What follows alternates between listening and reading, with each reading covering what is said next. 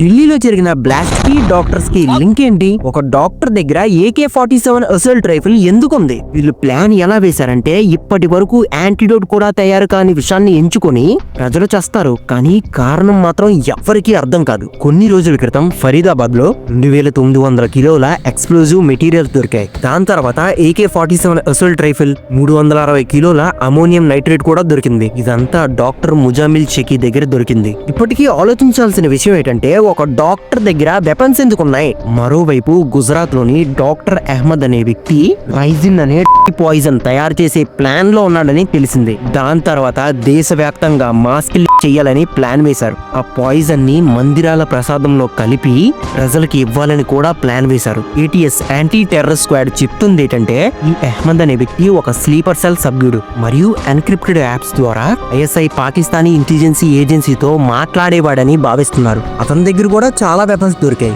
ఇన్ని విషయాలు ఒకేసారి ఒకే ప్రాంతంలో జరుగుతుండడం, ముఖ్యంగా డాక్టర్స్ ఇందులో ఇన్వాల్వ్ కావడం, ఇది చాలా పెద్ద కాన్స్పిరసీ అని సూచిస్తుంది. భారత ఇంటెలిజెన్సీ ఏజెన్సీ లేకపోతే ఇప్పటికీ ఎన్నో ప్రాణాలు పోయేవి. మన దేశాన్ని తినేసే ఇలాంటి బకాసుల్ని పట్టుకొని మనల్ని ఎన్నో డెడ్లీ అటాక్స్ నుంచి కాపాడారో ఎవరికీ తెలియకపోయినా వీళ్ళు మన దేశాన్ని కాపాడే కనిపించని కవచం. ఢిల్లీలో జరిగిన బ్లాస్ట్ ఒక I-20 కార్లో జరిగింది. ప్రస్తుతం ఢిల్లీ మరియు ముంబై హై అలర్ట్ లో ఉంది. ఎయిర్పోర్ట్స్ లో కూడా గట్టిగా చెకింగ్ జరుగుతున్నాయి.